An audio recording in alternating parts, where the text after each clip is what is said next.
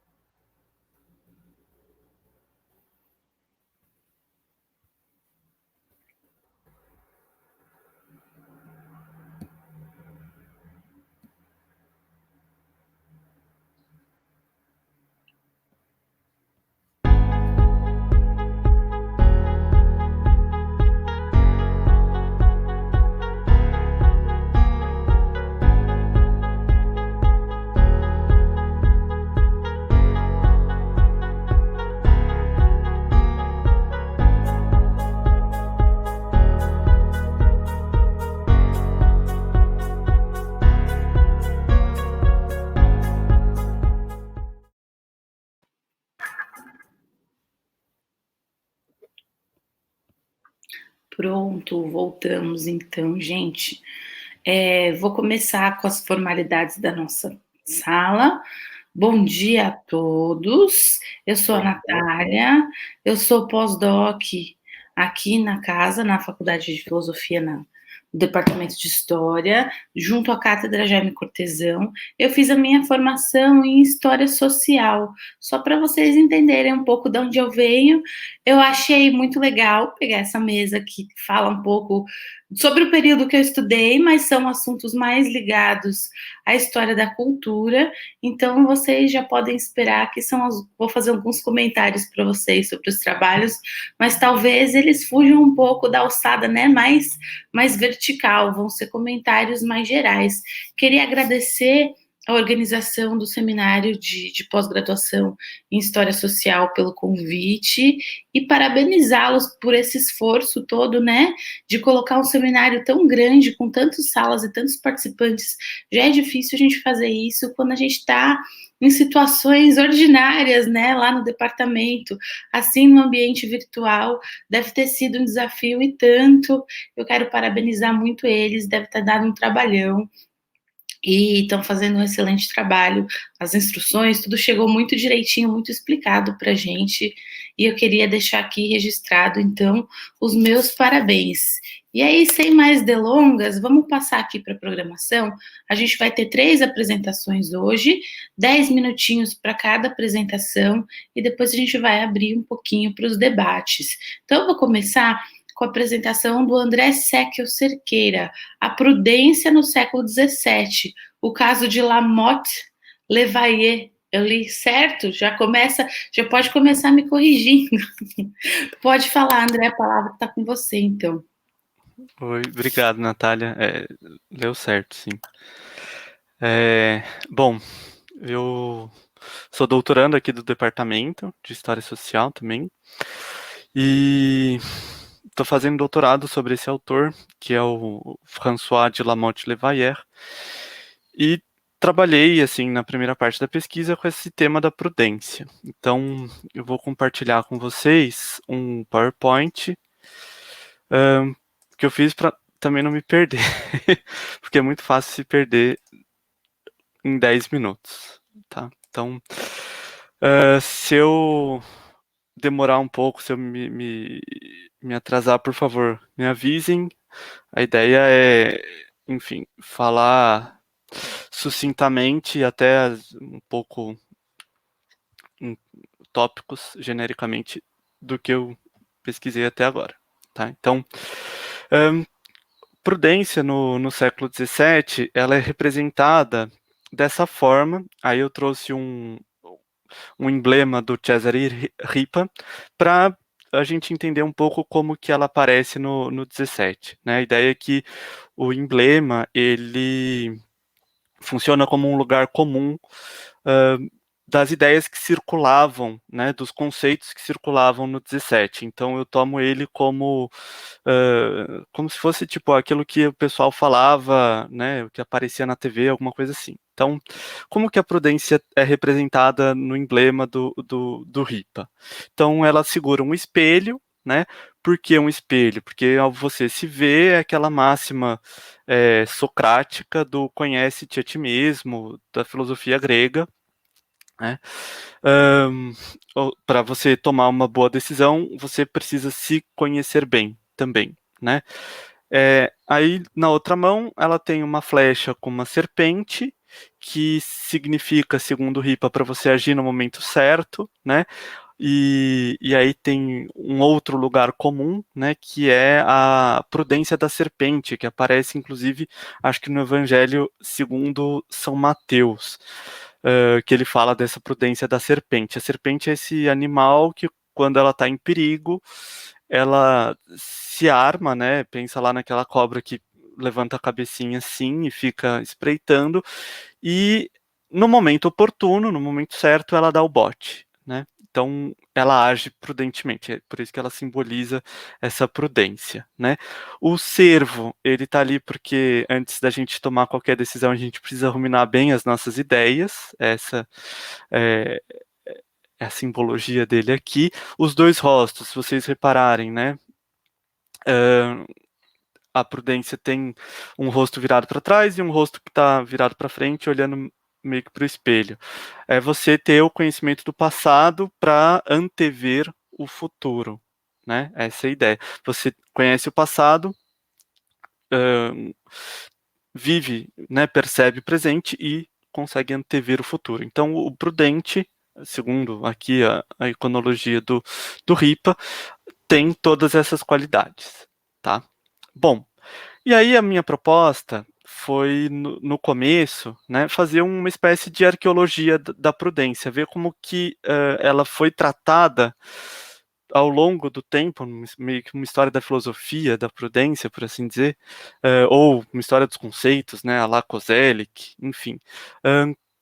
Desde passando por alguns dos principais autores, né, desde a antiguidade até o século XVII. Então, começa com Aristóteles, onde o termo prudência, o frônesis, né, que tem aí as suas distinções, o termo em grego ele não pode ser esquecido, né, começa, é o primeiro, por assim dizer, a teorizar e a colocar lá no livro 6 da Ética o que seria uma prudência, né, ou a frônesis, porque quando a gente trata desse termo, os estudiosos de Aristóteles, né, não traduzem frônesis por prudência.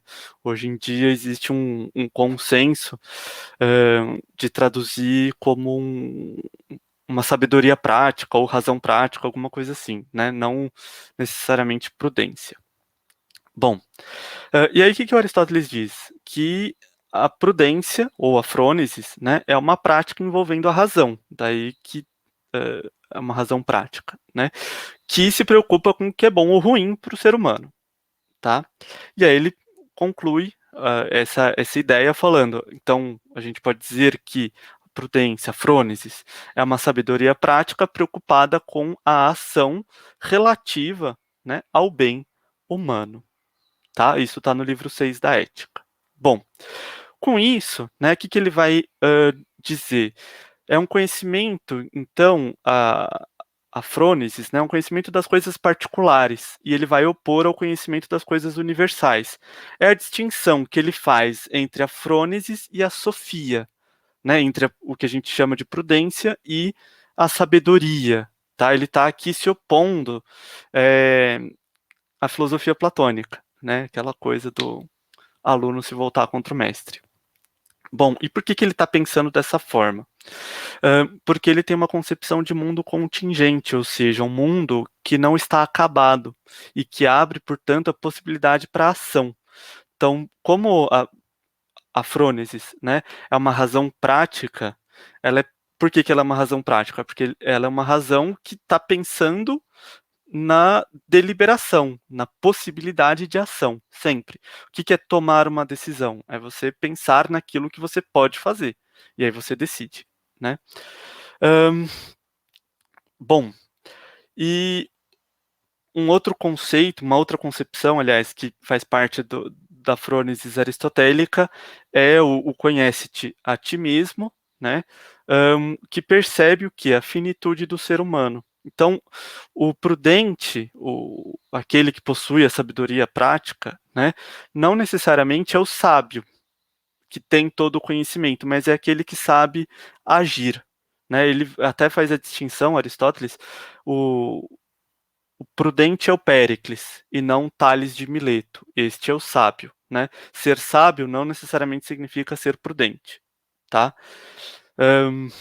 Então, enfim, né, muito genericamente, para caber nesses 10 minutos, a André, mais prudência... 3 minutos. Não vou conseguir falar tudo. Para o Cícero, a prudência, ele junta, né, o que o Aristóteles fala com o que o Platão fala, com o que os estoicos falam. Então, para ele, a prudência é composta de memória, que é saber as coisas do passado, inteligência, que é entender o presente, né, e a providência ou antevisão, né, que seria antever os acontecimentos futuros, tá? Para passar, porque senão não consigo.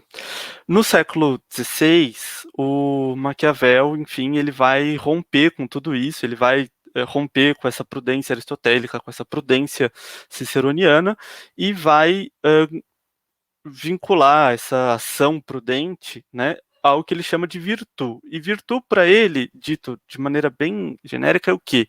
Agir de acordo com a necessidade, você se adaptar ao tempo para fazer aquilo que é necessário você fazer para atingir os seus objetivos. E aqui, né, a principal distinção do Maquiavel não interessa se é para o bem ou para o mal. A gente viu que ali para o Aristóteles é pensando no bem humano, para o Cícero também vai ter essa questão, né, uma questão da prudência vinculada muito a essa ética, a uma moral, né, e para o Maquiavel, não, tanto faz, é aquilo que é bom para você, e o que é bom para você não necessariamente é bom para os seres humanos, para os outros humanos, né?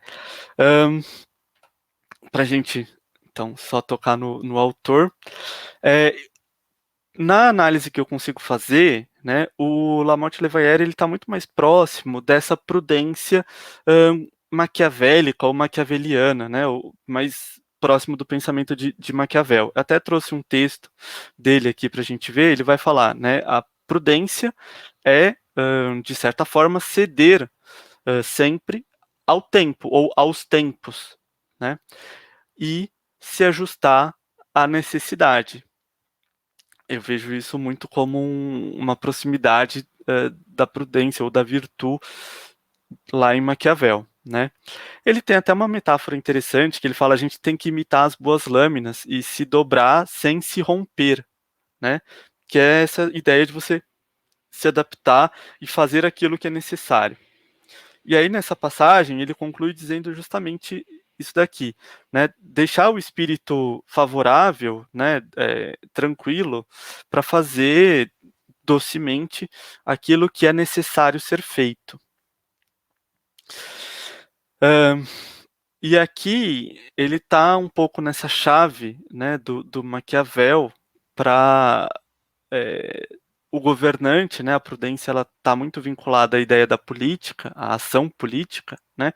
O governante deve fazer o que ele precisa fazer, o que for necessário fazer para se manter no poder, né? Então, assim... André, por favor. Encerrar? Só para concluir, então. Assim como o Maquiavel, o Lamotte-Levayer, ele também vai se opor à prudência aristotélica, tá? Porque ele vai falar, o Aristóteles separa prudência e sabedoria. Para mim, elas estão juntas. A prudência está junto com a sabedoria, assim como a imprudência está junto com a ignorância. E ele também vai se distanciar do Cícero, enquanto que o Cícero fala que a previsão ou a antevisão é necessário, é algo bom, né, do prudente ter, ele vai falar que essa previsão é a antecipação dos medos e sofrimentos. Então ele se distancia dessas autoridades da antiguidade, né, o Cícero e o Maquiavel e o Aristóteles, e, na minha interpretação, se aproxima do Maquiavel. Enfim, obrigado. Desculpa se eu ultrapassei aí o tempo, mas é muito difícil se ater a esses 10 minutinhos. de fato, para a gente que faz pesquisa, a gente começa a falar da pesquisa, se deixar é 40 minutos, né? Mas muito obrigada, viu, André? A gente continua o debate agora nas questões. É legal 10 minutos, porque é uma coisa assim, ó, tem que seduzir a plateia aqui para a gente ter umas dúvidas, né? Tem que deixar uns pontos em aberto, que é para a gente poder fazer questão, para a gente poder debater mesmo. Eu vou passar agora a palavra, então, para o Gabriel Matias Soares, que vai falar sobre o antiprisma do Império, o Islã frente ao projeto imperial manuelino de Portugal no Oriente, 1498-1521. Gabriel, pode começar quando você quiser.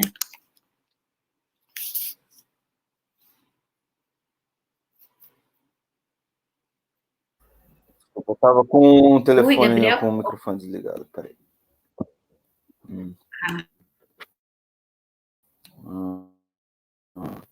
Ok. Vindo?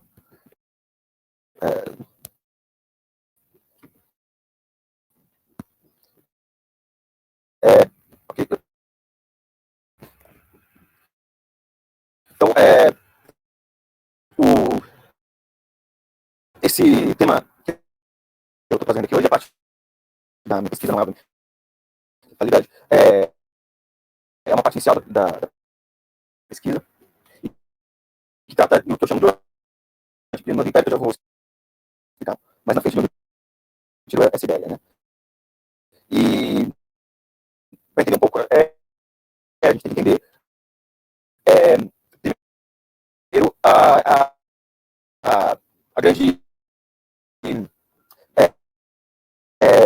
distribuição dos muçulmanos naquela região, principalmente ocidental, e como eles apresentavam um desafio para os portugueses, que ao mesmo tempo já trazia consigo uma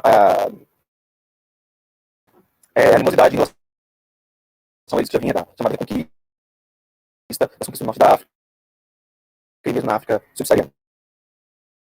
E o que eu quero fazer não é tanto como os portugueses viam isso, mas como as populações reagiram a essa dominação, como nessa interação a gente tem as ramificações de movimentos para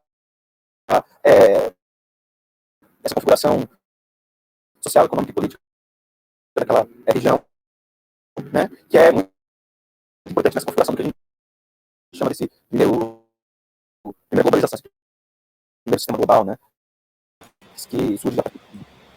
Então aqui é o Índico Ocidental. Eu acho muito interessante essa imagem, porque talvez em parte por uma falta de conhecimento geográfico, mas também eu acredito por uma percepção também da influência dos muçulmanos. A Península Arábica é bem exagerada nesse mapa, né? Para quem conhece a proporção mais real, vai ver que a Península Arábica é muito menor, né? Está aí no meio entre o Mar Vermelho, que tem o vermelho, e o Golfo Pérsico, que está aquele com um retângulo ali. E eu acho que isso é um pouco acho que ele emana um pouco dessa centralidade que tinha do projeto. A gente pode ver Jerusalém bem grande ali no canto, né? Esse plano esférico cantino acredito que seja baseado num mapa português que foi de alguma maneira criado e foi parar, agora eu esqueci exatamente, mas esse foi na Itália, não sei se foi em Veneza ou em outro lugar. Mas acredito que certamente foi uma conta. E aqui o Índico é às vezes caracterizado nesse momento como um lago muçulmano. E aqui algumas das representações dessa diversidade populacional, desde descendentes de árabes na Índia, né, boa parte dos mercadores do Índico eram árabes, mas também descendentes de árabes nessas regiões, também convertidos, obviamente, né? Populações árabes, populações persas, né?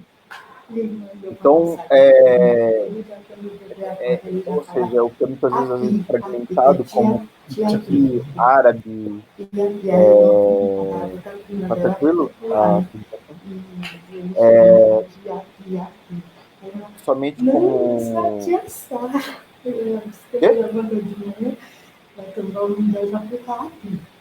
Gente, por favor, vamos deixar o microfone no mudo, quem não está falando, porque está vazando o som. Então, não entender essas questões fragmentadas como o período imperial português não entendiam, e também essas populações também não entendiam a sua realidade somente. Então, um breve panorama historiográfico da história dessa região e do Império Português ali, né? A gente tem a contribuição do Giovanni Marcotti para entender como esse processo foi paulatino e que, ao mesmo tempo, se formou uma consciência dessa ideia que varia com o tempo, e isso que a gente vai tratar. Esse império também ele é reticulado, ele é de redes, né? Ele não tem uma continuidade territorial, então ele é uma hegemonia, essa hegemonia também vai ter variações. A própria expansão, ela tem como um dos fundamentos esse espírito de cruzada, né? Essa ideia, esse desafio do Islã para com o Ocidente, por ele dominar as regiões, por exemplo, da Terra Santa, mas também esse comércio do Oriente-Ocidente. Né? A ideia de que a própria expansão teve muito mais como uma origem, um projeto mais de conquista, e a mercantilização foi surgindo ao longo do tempo, que também é uma ideia do Tomás, Felipe e Tomás. E também nesse contexto a gente tem essa origem da primeira mundialização, né? Que está balizando todo esse processo, né? A ideia de um mercado global, que já vem de um processo mais longo, e com tudo isso a gente percebe essas histórias conectadas, né? Do mundo moderno, como diria Sanjay Subramanian. Então, as minhas problemáticas na questão do Islã no Império Português. A historiografia tradicional tende a trabalhar mais com as fontes portuguesas, né? Há exceções em muitos trabalhos recentes, como o do Sanjay Subramanian, outros autores, especialmente indianos, e alguns autores também ocidentais que estão trabalhando nessa região, mas ela vem de algo um tanto mais recente, com algumas exceções no passado, como é o caso do Jean Alban e do Osman, que é um turco que trabalha com a relação entre o Império Otomano e os portugueses. Então, portanto, essa perspectiva é orientada pela histórica do português, né, como conquistador, e orientada, às vezes, como sujeito passivo. Né? Essas perspectivas críticas, né, que, como o Said coloca, o eurocentrismo, né, nessa formulação da visão do Ocidente, do ocidental do Oriente, e como também muitos colocam, né, para entender a história moderna, como a ideia de nacionalismo e outras particularidades às vezes limita a nossa compreensão dessas conexões. Gabriel, mais então, eu pretendo olhar esse 3 espaço minutos. muçulmano, sim, como um espaço conectado com essas interações frente a essa hegemonia imperial. Né?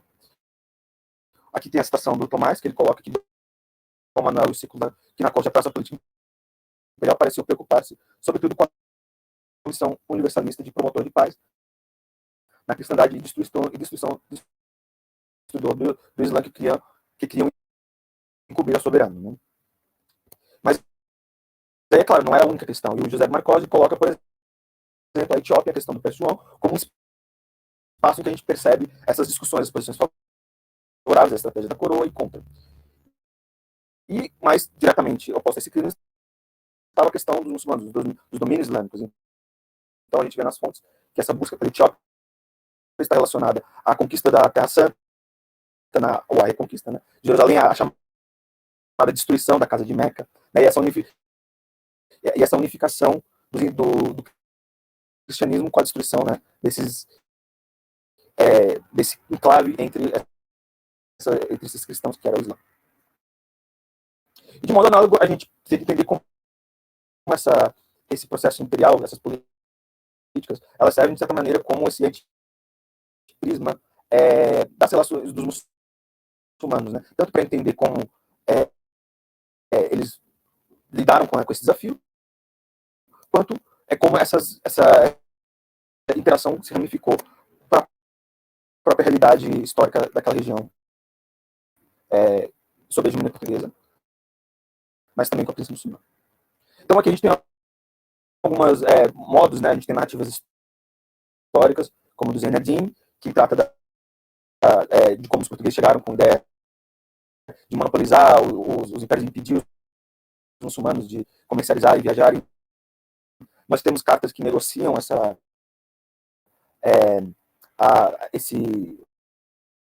ações dos portugueses, né, os soberanos das Maldivas, com prisioneiros, ou seja, há também aqueles que se submetem, como, por exemplo, nesse texto dessa carta, que fala se coloca o soberano como o sultão do mundo, né, o imperador mundial seria. E que é muito interessante porque tem uns erros no registro dessa carta, e aí na metadata dela. Aqui as fontes que eu selecionei para essa parte da pesquisa, né?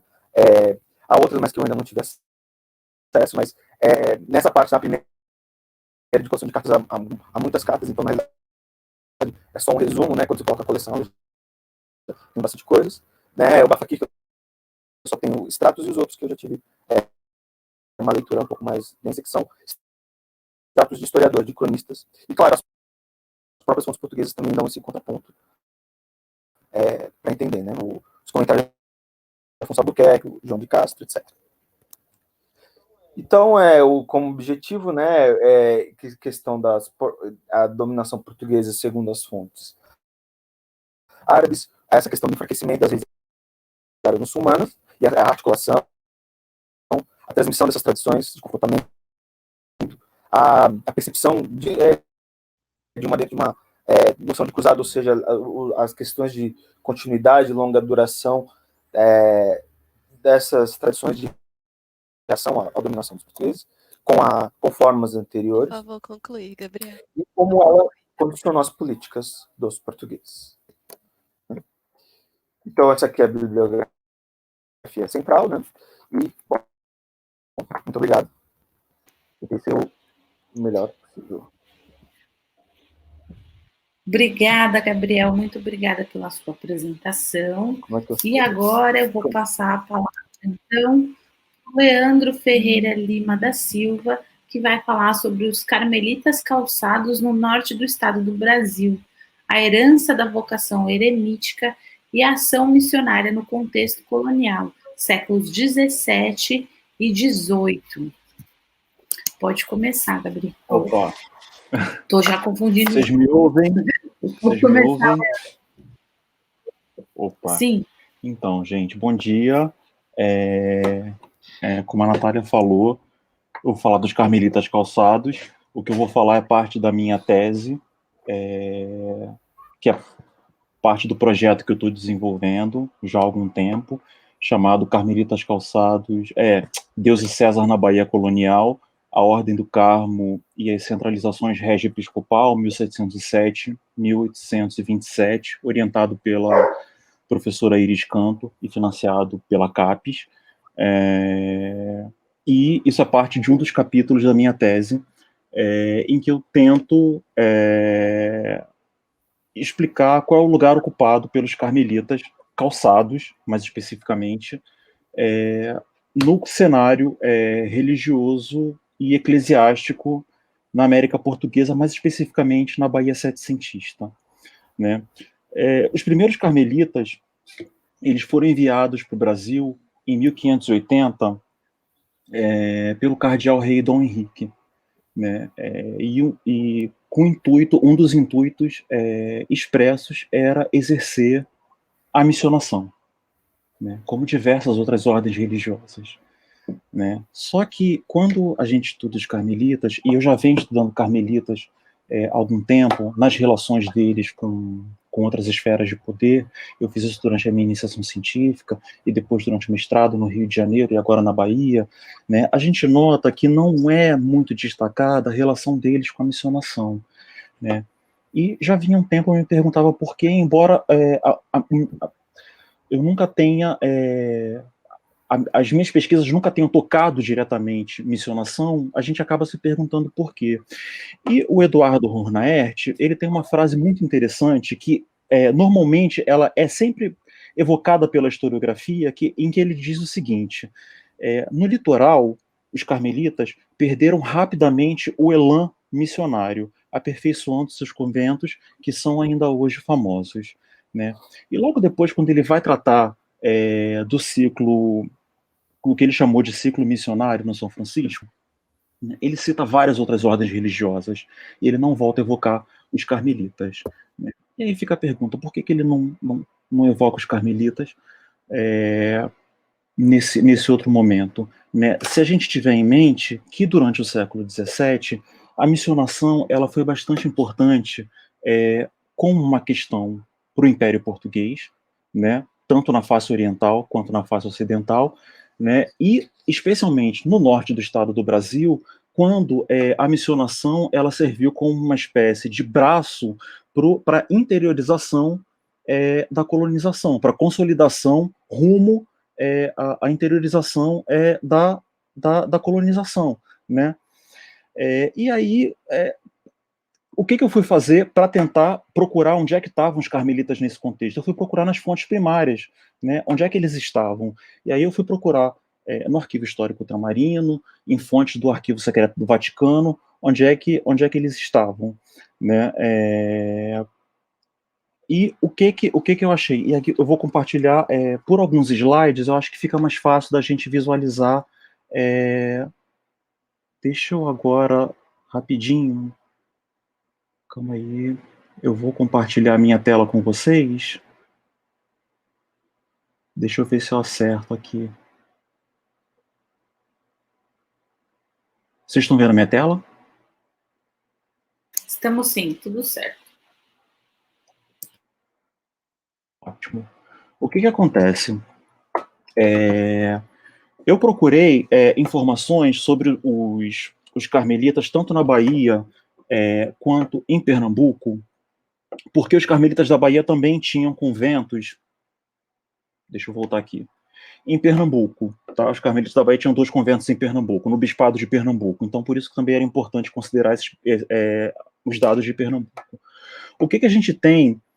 A gente tem informações de três períodos na Bahia: 1695, 1758 e 1778. Tá? Em 1778 já não são mais missões, já são paróquias indígenas no momento pós-expulsão jesuítica. Tá? Só que nós temos durante todo esse momento, nós temos 2 missões ou paróquias jesuíticas, tá? Rio Real e Japaratuba, ambas em Sergipe. Enquanto, de forma geral, e a gente não pode explorar muito isso, nós temos, se vocês repararem, um movimento ascendente ou estável, se a gente considerar os franciscanos, de filiações na missionação de outros em outros missionários, mas os carmelitas eles se mantêm iguais. E se a gente for fazer uma análise qualitativa dessas missões, por exemplo, em 1758, o que a gente olha o número de casais de índios entre os carmelitas observantes ou calçados? A gente tem só 20 casais de índios sob esses carmelitas, enquanto o número de casais sob outras denominações é muito maior, certo? Ou seja, era pouco expressiva a missionação com esses carmelitas. Passando para Pernambuco, o que a gente tem? Eu só consegui encontrar, apesar do estímulo no século XVII, né, por parte da coroa, eu só consegui encontrar dados a partir de 1701, né? E aqui nós temos em Pernambuco nós temos duas famílias de carmelitas calçados, os carmelitas observantes, que são os da Bahia, e os carmelitas reformados, que são outras, também são calçados, mas são outra família de carmelitas, tá? São carmelitas da mais estreita observância, são carmelitas que seguem a reforma torônica, é uma outra família, é um outro apostolado, é uma outra vocação, tá? São carmelitas diferentes, né? Em princípio, esses carmelitas da Bahia, eles têm duas missões, eles seguem ao longo do século com essas duas missões, né? E esses carmelitas reformados, eles começam o século com uma e logo depois eles passam para 3 e seguem com 3. Eles ultrapassam os observantes e seguem com 3. Mais uma vez eu fiz o exercício de fazer análise qualitativa. E o que a gente tem? De novo, uma queda do número de se a gente for comparar com... Tudo bem. A gente tem uma queda do número de uma pequena expressividade, se a gente for comparar com outros. A gente não pode muito considerar aqui o número de jesuítas ou de sacerdotes seculares, porque esses números estão incompletos, mas a gente tem uma pouca expressividade se a gente for comparar com outros sobre os carmelitas observantes, né? O que a gente sabe dos carmelitas? A gente está acostumado a colocar os carmelitas aqui no Brasil, sobretudo, do lado de outras ordens missioneiras, do lado das outras grandes ordens religiosas, franciscanos, beneditinos, jesuítas, né, no período colonial. Só que, normalmente, a gente conhece a vocação e o apostolado dessas grandes ordens religiosas. A gente conhece os fundadores dessas outras grandes religiosas. Os carmelitas, diferentemente, a gente tem um pouco de dificuldade de conhecer. Mesmo as origens deles são um pouco nebulosas, e durante muito tempo eles estiveram envoltos em mitos, né? O que a gente sabe deles, de fato? A gente sabe que eles se originaram no Monte Carmelo, na Palestina, muito provavelmente em finais do século XIII, muito provavelmente por antigos cruzados que viraram eremitas naquela região. Eles receberam uma norma de vida, muito provavelmente por volta de 1210, pelo patriarca de Jerusalém, Alberto, que foi aprovada em 1226, que foi confirmada em 1229, e que foi atualizada em 1247, quando eles se viram obrigados a ir para o Ocidente por questões de perseguição religiosa no Ocidente. A gente não conhece essa norma primitiva, a gente só conhece o texto atualizado em 1247, mas que ele tem uma característica muito puxada para a contemplação. É um texto muito puxado para o contemplativo, né? Sobretudo nos capítulos 7 e 16. Né? Rapidamente, aqui a gente tem permaneça cada um em sua célula, em sua vizinhança, meditando dia e noite na lei do Senhor. Né? Ou 16, conserveis o silêncio até o fim da oração da prima do dia seguinte, fora deste tempo, embora não esteja prescrita em uma observância rigorosa do silêncio, cumpre-se precaver o silêncio da conversa, porque, enfim, não vai dar muito para avançar muito nisso. Mas o que a gente tem com essa migração para o Ocidente? Né? Ao longo de toda a Idade Média, a gente tem, desde o século XIII, e depois no século XV, no século XVI, a gente tem, com eles, vindo para o Ocidente e sendo obrigados a se tornar uma ordem mendicante, para se incorporar à estrutura da Igreja Romana, uma constante busca de equilíbrio entre a contemplação e ação, contemplação e ação. E durante várias reformas, essa coisa da contemplação, ela vem à tona, e em reformas de grandes nomes, eles vêm e colocam isso à tona, inclusive no século XVIII, grandes cronistas trazem isso à tona, e eles colocam isso.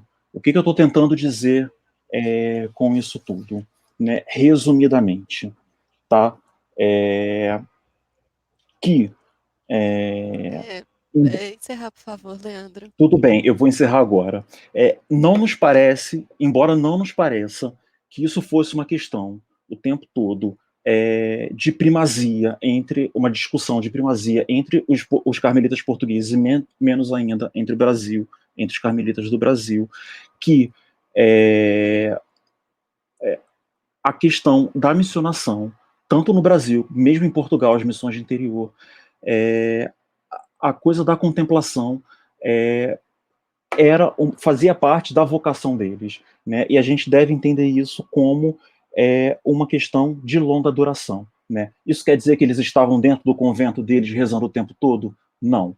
Isso quer dizer que eles estiveram muito mais ligados ao convento deles, né? E aqui no Brasil colonial, que eles estiveram muito mais ligados, mais rapidinho. Vocês voltaram a me ver? Que eles estiveram muito mais ligados aos conventos deles e muito mais ligados a um caráter urbano, né? O que não dispensou discussões com outras esferas, com bispos e governadores, do que com o caráter missionário. Enfim, eu espero ter conseguido expressar. Eu peço desculpas se eu estourei um pouquinho meu tempo, mas eu espero ter me feito entender e era isso que eu queria dizer. Obrigado, gente. Muito obrigada, Leandro.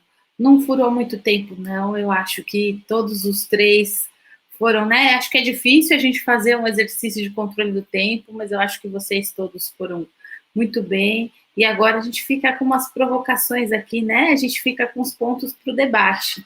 Eu acho que eu vou aproveitar aqui minha posição de coordenadora da mesa, meus privilégios, né? Já que a gente está falando da época moderna, vou falar que eu vou usar meus privilégios aqui, na minha posição de coordenadora, para começar o debate. Vou fazer algumas questões para vocês três, e aí depois a gente abre. Acho que a gente não vejo, será que sou eu que não vejo? Que a gente não tem público hoje? O pessoal não ficou muito estimulado a acordar muito cedo?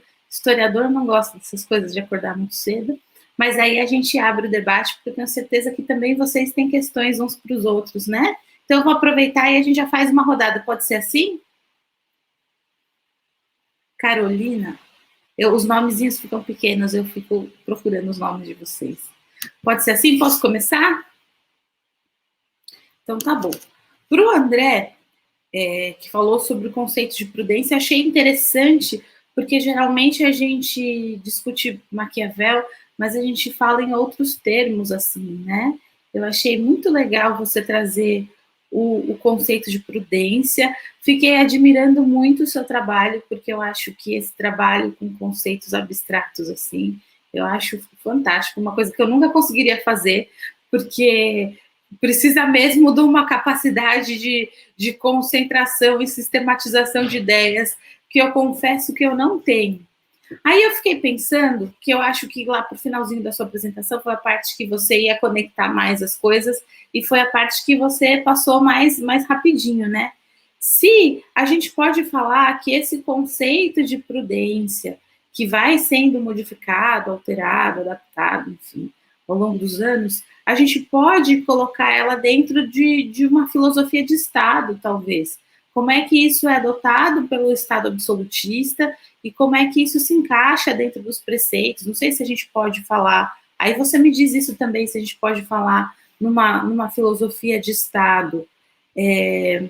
Se você acha que esse uso desse conceito, a adaptação do conceito pelo Maquiavel, eu acho que sim, mas se é uma coisa consciente lá pelo Vayer, dentro do Estado absolutista, a preferência por um conceito em relação ao outro, se ele tem uma discussão mais filosófica nos textos dele, ou se é uma discussão mais pragmática mesmo, de aconselhamento dos monarcas e tudo mais, e se essa influência e essa predominância que você falou da filosofia, né, do pensamento do Maquiavel, sobre uma filosofia aristotélica que trazia o conceito pensando mais no bem comum e pensando mais no bem, né, uma coisa voltada para o bem, se há um lugar comum nesse período que você está estudando ou não. Se dá para você me dizer isso também com a sua pesquisa, que às vezes a gente faz perguntas interesseiras, mas que não dá para responder com as pesquisas, né?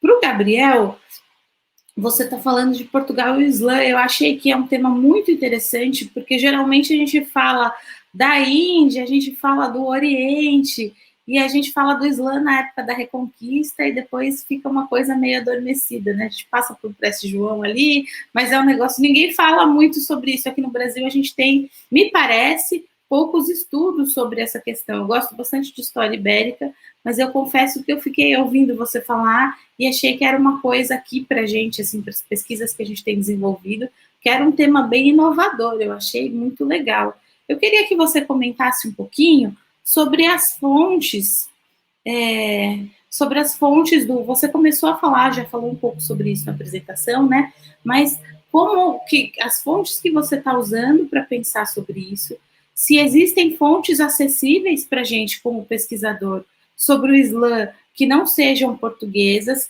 e como na prática a gente sempre fala, né, de contornar o eurocentrismo, de que a gente não quer ter uma visão tão centrada, né, sobre as questões, mas como na prática você está fazendo para contornar o eurocentrismo e para contornar o problema das fontes e do conhecimento que a gente tem sobre isso, que eu imagino que seja um grande desafio para a sua pesquisa. Queria que você comentasse um pouquinho sobre isso para mim. Para o Leandro, eu fiquei pensando, Leandro, quando você falou que os carmelitas vieram justamente em 1580, a mando do cardeal Dom Henrique.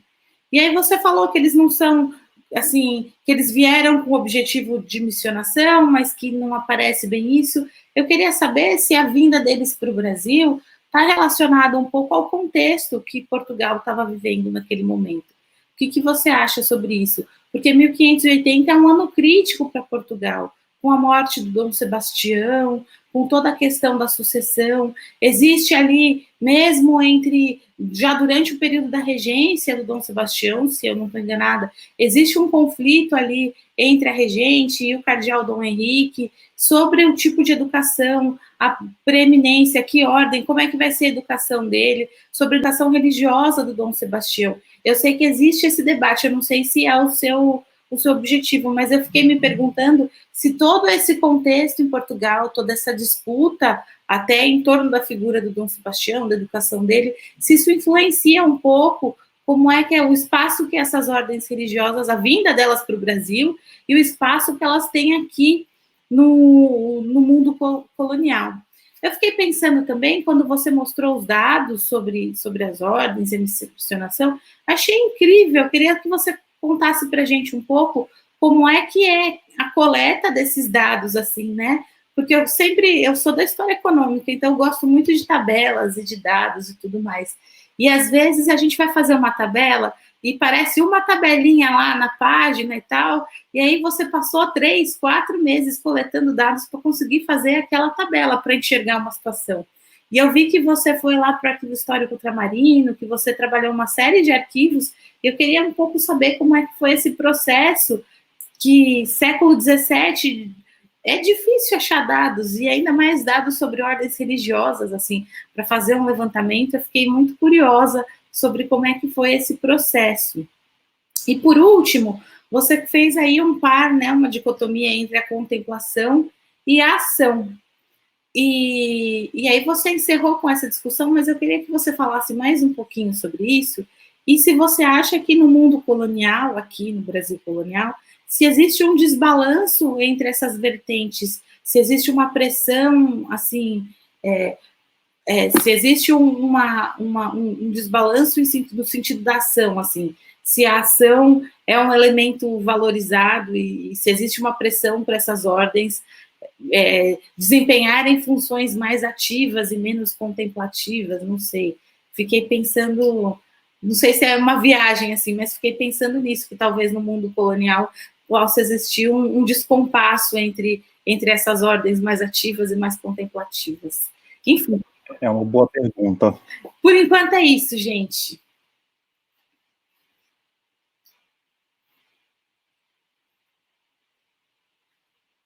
Bom, eu começo ou começa?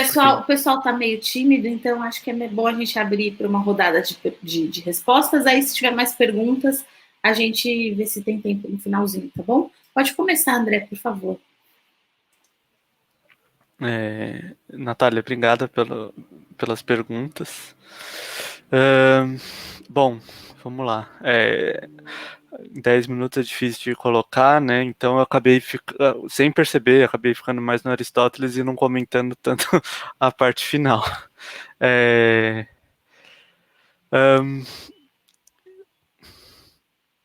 Deixa eu ver, a Carol também colocou. Mas depois eu falo, né? E sim, eu acho que dá para falar de uma filosofia de Estado. Na verdade, tem o conceito de razão de Estado, né? E acho que quando o Maquiavel faz essa transição, porque tem um estudioso de Maquiavel, né? Dificilmente saber enquadrar se é filósofo, se é historiador, se é das letras, enfim, né? Mas ele fala que Maquiavel faz essa transição entre o conceito de prudência para o que ele vai chamar de virtude, tá? Porque a prudência seria tipo você tomar a decisão e fazer a ação. Isso seria a prudência. E o Maquiavel junta tudo, né? Para ele não tem distinção entre fazer a decisão e a ação. Então é o que ele chama de virtude, e aí também não tem mais o caráter moral, né? E aí vai causar aquela revolução no pensamento e na política europeia pós-Maquiavel. E eu vejo, assim, o Lamotte Levayer, ele é um autor que estava a serviço do Richelieu, tá? O Richelieu tinha suas criaturas, como o John Eliot coloca, né? Que eram autores que ele contratava, ele usava o seu papel de mecenas para financiar alguns intelectuais franceses, fundou a academia, enfim, né? E fazia com que esses intelectuais trabalhassem em função dos seus interesses ou dos interesses do Estado. A gente nunca sabe, se tratando de Richelieu, se eram os interesses dele próprio ou da monarquia, né? Mas, de qualquer forma, o Levayer era um desses, tá? Durante um tempo, né? O Richelieu acaba morrendo, o Levayer continua vivo. E aí o Levayer, parte da produção dele é em função dessa relação que ele tem com o Richelieu. Então, sim, bom que você conseguiu perceber isso, porque de alguma forma eu me fiz entender, né? Essa é a hipótese do trabalho, de que o Richelieu, enfim, ele estava ali fazendo com que fosse desenvolvida uma espécie de razão de Estado, né? Ou que esses filósofos, historiadores, enfim, publicassem obras voltados para os interesses políticos da França, no caso. Não sei se eu contemplo totalmente o que você perguntou, acho que tá faltando algumas coisinhas assim. Mas também não, só para não estender demais, não monopolizar a fala, né? Mas, enfim, só o Maquiavel, ele é o ponto de encontro entre essa política que eu estou vendo no século XVII, né, e esse conceito de prudência. Você perguntou se do lugar comum, né, se a ideia lá do Aristóteles agora me veio na cabeça, se era um lugar comum. Justamente porque que eu comecei lá com o emblema, né, da prudência, porque você tem um lugar comum de prudência no século XVII, que, na minha interpretação, é muito aristotélico, ciceroniano aristotélico, então tem ainda essa ideia do bem comum, dos valores morais, né, e o próprio Ripa, ele está muito nessa toada, ele é um aristotélico, por assim dizer, só que então o Levayer, ele meio que também se distancia disso, né? Ele está rompendo um pouco com esse senso comum. Isso daria para falar um pouco mais. Ele é um filósofo cético que está rompendo com o que ele chama de dogmatismo, ou com o aristotelismo, por assim dizer. Então ele rompe com todos os lugares comuns que ele encontra. Ele encontra um lugar comum, né? Tanto que ele tinha um trechinho que eu deixei destacado ali, mas não comentei, ele vai fazer uma brincadeira falando que a prudência é uma asneira. Fazendo uma brincadeira com a palavra, porque asno, ele era o mascote dos filósofos céticos. A ideia é que os filósofos céticos, por duvidarem de tudo, não sabiam de nada, eram asnos, né? E aí eles meio que pegam essa imagem do asno para falar, não, na verdade a gente meio que dissimula o nosso conhecimento e vocês que não sabem nada. Então, ele rompe, e ele vai falar, o sábio, que é o aristotélico, ele acha que sabe de alguma coisa, mas ele não sabe de nada, né? Na verdade, é imprudente se colocar como um sábio. Você tem que se colocar como alguém que não conhece as coisas para aí sim conhecer as coisas. Enfim, obrigado. Obrigada, André, obrigada. Vou passar a palavra para o Gabriel. Então, depois a gente tem mais umas perguntinhas aqui no chat, mas aí a gente vai controlando o nosso tempo, né? A gente vê aqui com a nossa chefe, a Carolina, se a gente tem tempo ou se eu vou deixar umas perguntinhas no ar aí. Mas pode começa aí, vamos fazer essa primeira rodada, então. Gabriel, por favor. Então, eu acho que eu já li a pergunta no chat, eu acho que eu consigo responder junto. Então, as fontes que estão disponíveis, algumas estão, de fato, felizmente digitalizadas, outras são impressas, foram lançadas, como, por exemplo, a obra do Zeinadin, que é sobre sobre os feitos dos guerreiros da fé, os Mujahedin, contra os portugueses, né? É no contexto dos portugueses, que é uma obra escrita no final do século XVI, dedicada a um soberano Ladende.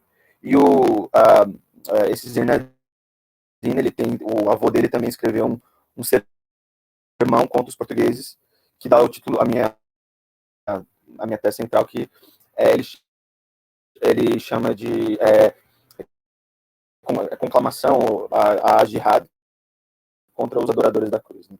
E no caso, a minha trata dessa questão do Islã sobre os adoradores da cruz, essa minha tese como um todo. E esse trecho desse disciplina é mais tratando desse período manolino inicial, né, em que há todo um ideal português de dominação e que já é conhecido, né, já existem muitos estudos. Então,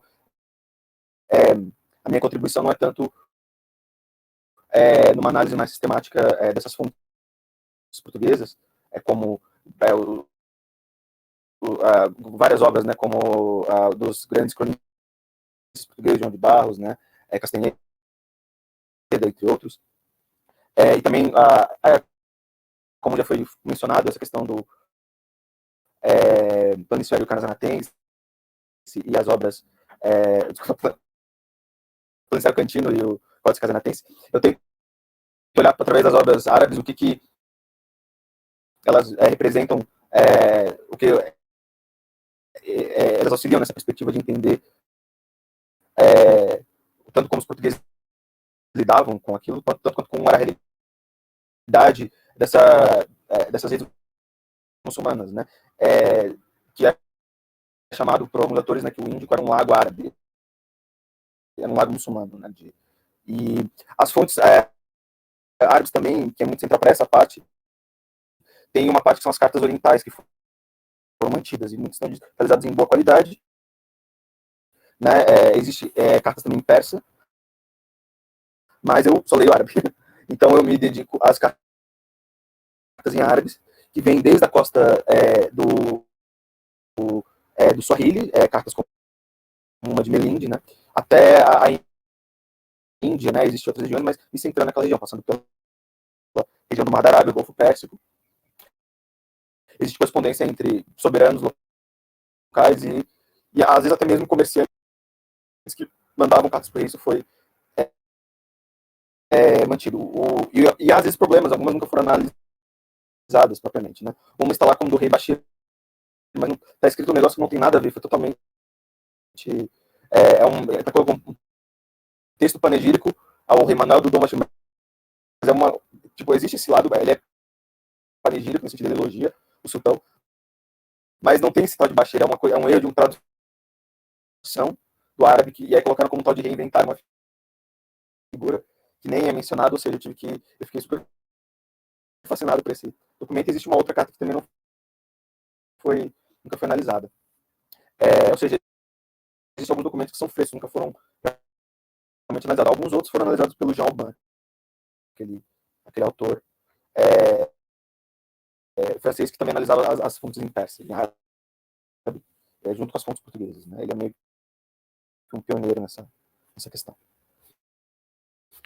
Então é isso, ainda, e claro, eu não sei o que tem na Torre do Tombo em árabe que não foi catalogado. Então, fica ainda em aberto.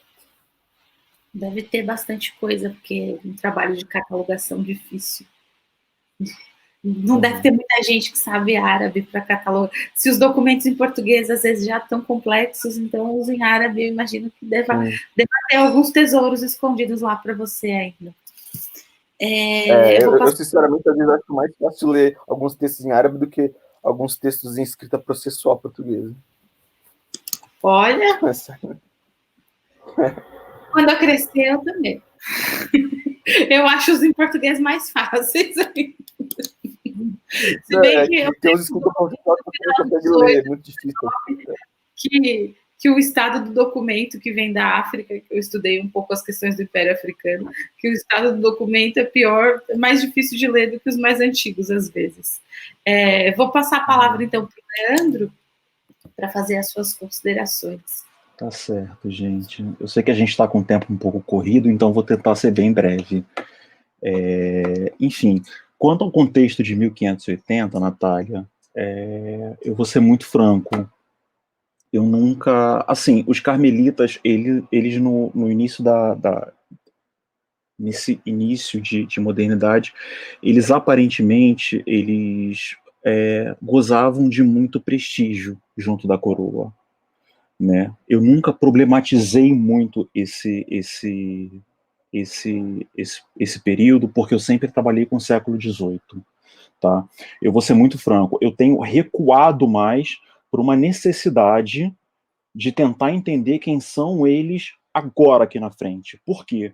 Como eu falei, diferentemente dos jesuítas, dos beneditinos, dos franciscanos e mesmo dos carmelitas descalços, que a gente sabe mais ou menos quem são, que a gente conhece os fundadores, esses carmelitas calçados, eles estão meio avulsos, né? A gente tem um pouco de... Se a gente para perguntar quem são, e eu já vi gente perguntando assim, não, os carmelitas, eu não sei quem são. Eu já ouvi isso, gente falando isso. Então, assim, eu vou ser muito franco. Então, assim, é algo que eu até confesso que eu vou pensar um pouco nisso em relação a esse contexto de 1580. Agora, que eles gozavam de um prestígio durante a dinastia de Aviz, eles, sim, tinham um prestígio, sim, junto da coroa, tá? Bom, quanto à busca de dados, eu usei dados variados, né? Eu usei fontes enviadas por governadores de Pernambuco, porque a Junta das Missões de Pernambuco ela foi muito ativa, diferentemente da Junta das Missões da Bahia, que funcionou muito pouco. Em Pernambuco ela teve uma atividade muito intensa, então ela mandava muitos dados para a Junta Geral e para o Conselho Ultramarino dessas juntas, então eu usei essas fontes. Eu usei os relatórios das visitas ad limina que os bispos de Pernambuco enviavam para Roma, para a Sagrada Congregação do Concílio. Então, eles enviavam falando, olha, temos as paróquias de índios que são administradas pelos religiosos tais, e eles têm tantas administrações e tantos... que foi de grande ajuda, né? Para a Bahia, eu usei o relatório enviado pelo Conselho Ultramarino, montado aqui, quando da expulsão dos jesuítas, que eles montaram quantas missões tinham, quem administrava e tudo mais, que é um documento bastante precioso, porque é bastante minucioso, né? E as informações que os arcebispos da Bahia também montavam, sobretudo quando eles estavam no século XVIII brigando com os regulares por questões jurisdicionais, né? Quando eles não aceitavam que os regulares paroquiassem sem autorização deles essas missões. Quanto à questão da ação-contemplação, é uma coisa meio contraditória, porque os carmelitas, embora tenha tido uma pressão muito grande no século XVII para que houvesse a missionação aqui no Brasil, e os governadores eles sofreram, e a gente encontra as mesmas ordens enviadas para o governador de Pernambuco, para o governador da Bahia, para o governador do Rio de Janeiro, para que fosse estimulada a missionação, que se não tivesse missionação, que os conventos seriam tomados, que seriam repassados por outras ordens religiosas e tudo mais. No século XVII, a gente não acha informação dos carmelitas de Pernambuco, por exemplo, missionando, né?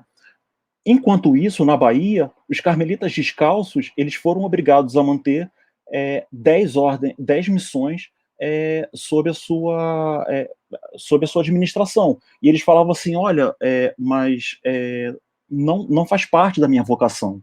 E o rei falava assim, não, mas vocês têm que administrar.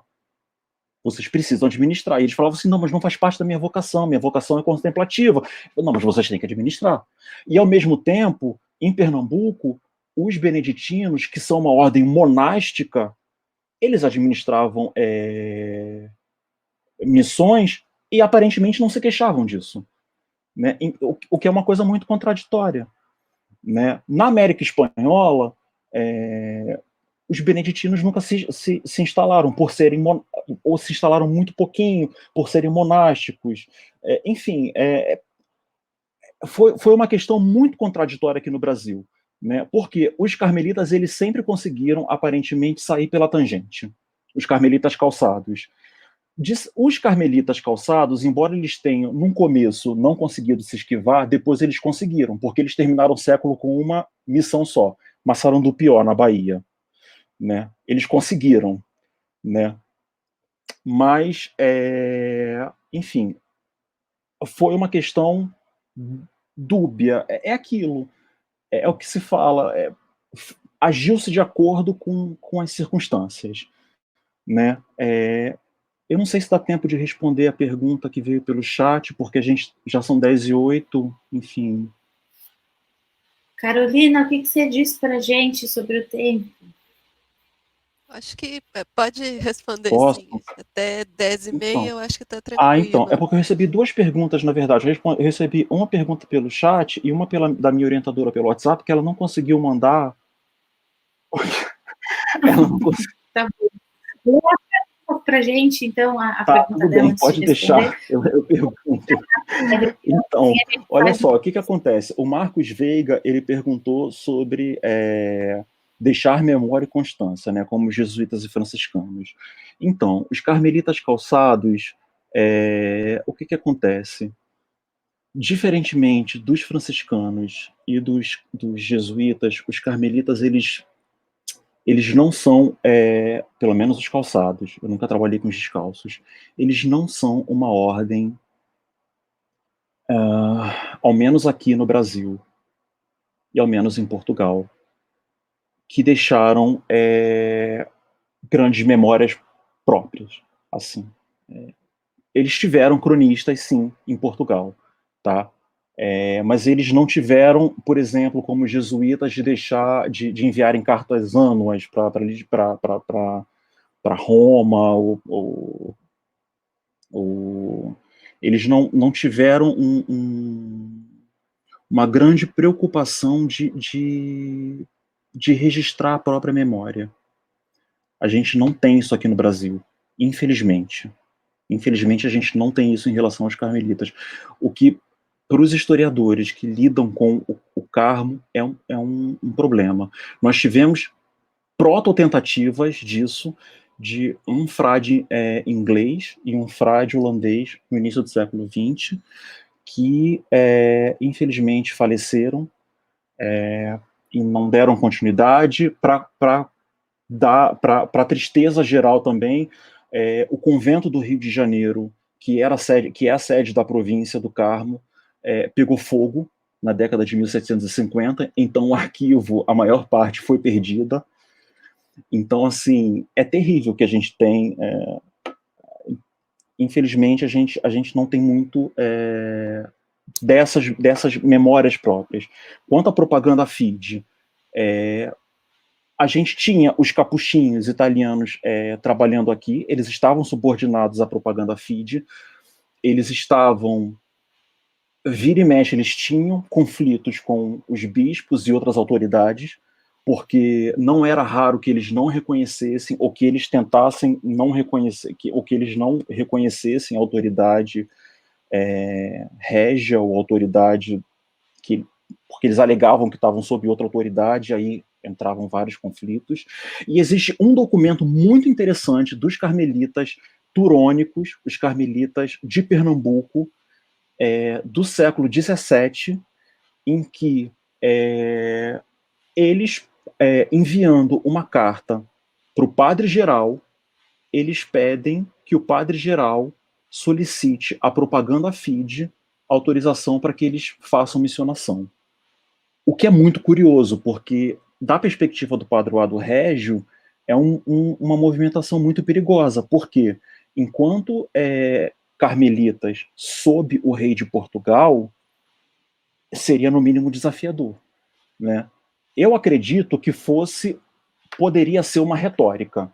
Eles poderiam estar tentando agradar o padre-geral deles, né? Mas foi uma estratégia arriscada. Teria sido uma estratégia arriscada porque no século XVII, no momento em que a coroa está tendo uma série de problemas com a propaganda FIDE, né? Você pedir autorização para propaganda FIDE para missionar no Brasil, onde a propaganda FIDE não desafiava o padroado régio,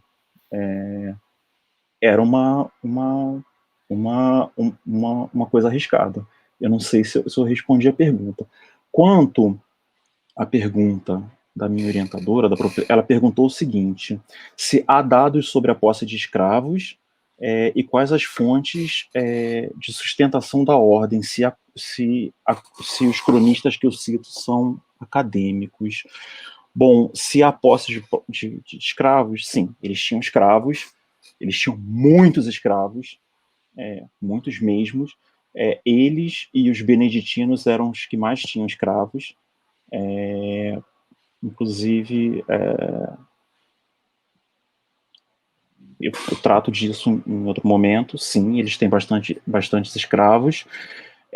Eu cheguei a trabalhar, eu não tratei aqui nesses dados que eu apresentei, mas eu trabalhei sim com um cronista, eu trabalhei com Luiz Vilhena, em um desses dados, em uma dessas tabelas. Na minha tese eu trabalho com o Luiz Vilhena, só que os dados os dados que ele apresenta são dados um pouco delicados, então são dados que precisam ser matizados. Em 10 minutos eu não conseguiria matizar esses dados, então eu não apresentei esses dados aqui, porque ele usa dados que foram compilados de um outro camarada que compilou de outro lugar, e eu não conseguiria absolutamente trabalhar isso em 10 minutos, né? Então, assim, sim, eles possuem bastantes escravos, eles possuem bastantes, eles são a segunda, depois da expulsão dos jesuítas, eles são a segunda ordem com maior número de bens na Bahia, né? Embora eles constantemente aleguem pobreza, a pobreza do convento, alegada a pobreza desse convento, é porque eles são bastante endividados, mas eles são bastante ricos também, né? E existem sim cronistas na virada do século XVIII e XIX que apresentam esses dados, mas são dados que precisam ser matizados, porque não são dados totalmente claros e que não daria tempo de apresentar aqui em 10 minutos. Como os dados que a gente trabalha, né, do século XVII, XVIII, são sempre dados complicados. A gente costuma dizer, você estava falando do incêndio em Lisboa, né? Tem uma piada lá no Arquivo Histórico Ultramarino, que todo dado que a gente não encontra sobre o Império Português em qualquer época, a gente sempre põe a culpa no terremoto, no incêndio. Tudo que você não encontrar no arquivo é culpa do terremoto.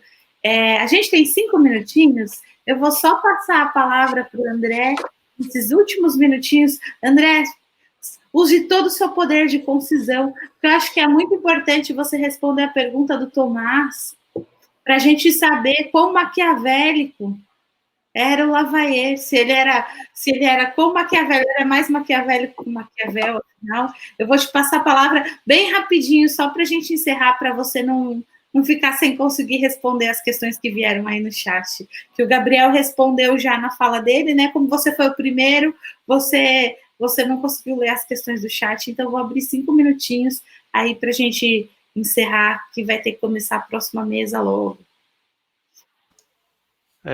Bom. Apesar dos risos do Tomás no final, a pergunta ela tem total sentido, né? Porque ele deve estar fazendo referência a uma distinção que se faz entre um pensamento maquiavélico, que seria uma interpretação anti-maquiavélica do Maquiavel, e o pensamento maquiaveliano, que seria mais fiel às ideias do Maquiavel, por assim dizer. E tem uma autora que eu e ele a gente utiliza bastante, que é a Victoria Kahn, e ela diz que o Maquiavel ele é o próprio maquiavélico, né? Ou seja, o Maquiavel ele tem todo aquele teor maquiavélico, não é só uma invenção dos anti-maquiavélicos, né? É muito interessante, porque teve uma autora que lá nos idos de 1930, esse autor, o François de Lamotte-Levayer, ele não é um autor muito estudado, ele é relativamente pouco conhecido, pouco estudado. Quem estuda ele, em geral, são autores franceses, né? Afinal de contas, é filosofia francesa, e ainda muitos autores da área das letras e da filosofia. E, sei lá, eu que sou historiador e me enfiei nessa enrascada, não sei porquê. Então, enfim, é difícil achar coisa sobre ele. Mas essa pesquisadora de 1930, não sei como ela fez isso, porque imagino que devia ser muito difícil, ela fez um levantamento de quantas vezes o Levayer cita cada autor. Isso em 1900, sem ter Ctrl F no PDF, né? Ela fez isso. O que ele mais cita é Sêneca, seguido por Aristóteles, Cícero. E o Maquiavel, segundo o levantamento dela, o Levayer cita 2 vezes. Só que, nesse levantamento que ela fez, ela só levou em consideração o quê? As citações nominais. Então, quando o autor se refere a Maquiavel, né? Quando ele cita nominalmente. Só que no século XVII, a gente sabe que era muito comum esses autores copiarem, parafrasearem, né, outros autores, que isso seria entendido pelos leitores, pelos demais leitores, né? Só para dar um exemplo, o Levayer tem um texto sobre a música, onde ele não cita sexto empírico, só que o tratado dele sobre a música é uma cópia do tratado do sexto empírico sobre a música, né? Então, enfim, só que o Maquiavel que o Levayer cita nominalmente, né, quando ele coloca lá o nome do Maquiavel, é o Maquiavel, digamos assim, dos discursos sobre a primeira década do Tito Livre, não o Maquiavel do Príncipe, né? Só que nos textos, nos diversos textos que tratam sobre prudência do Levayer, eu percebo isso. Ele é muito próximo das ideias do Maquiavel, né? Do Maquiavel do Príncipe também, não só o dos discursos, né? Então, para responder curto e grosso, eu diria que o Levayer, ele é muito maquiaveliano no sentido de se aproximar das ideias do Maquiavel, e muito maquiavélico porque ele consegue disfarçar através da simulação ou dissimulação o quão maquiaveliano ele é. Então, ele é muito dos dois. Gostei da resposta, André. Muito obrigada. Carolina, acho que a gente pode encerrar já, que acho que não dá tempo da gente fazer mais uma rodada, senão a gente vai começar a ficar aqui com a nossa sessão meio atrasada. Eu queria agradecer a todos os participantes, parabenizar vocês pela pesquisa. Não é fácil a gente sintetizar tudo o que a gente quer dizer e conseguir fazer uma apresentação. Presencialmente, a gente já dá umas gaguejadas, e eu queria parabenizar vocês, então, por terem topado esse desafio aí de fazer uma apresentação nesse ambiente novo, que eu acho que a gente vai usar cada vez mais agora. e agradecer muito pelas apresentações, parabenizar vocês pelos trabalhos, e continuem aí, né? O ano que vem a gente quer ver as conclusões dos trabalhos, das pesquisas apresentadas, tá bom, gente? Muito obrigada, viu? Foi muito legal. Os trabalhos, a gente sempre aprende muito quando a gente está, assim, coordenando uma mesa, porque nunca as pessoas falam exatamente sobre a nossa especialidade. Então, eu queria agradecer muito, aprendi muito com vocês hoje, e eu desejar um bom dia a todos. A gente vai ter mais uma sessão agora às 10, e depois os trabalhos continuam à tarde, então continuem participando aí do congresso, que é importante para todo mundo. Muito obrigada, gente.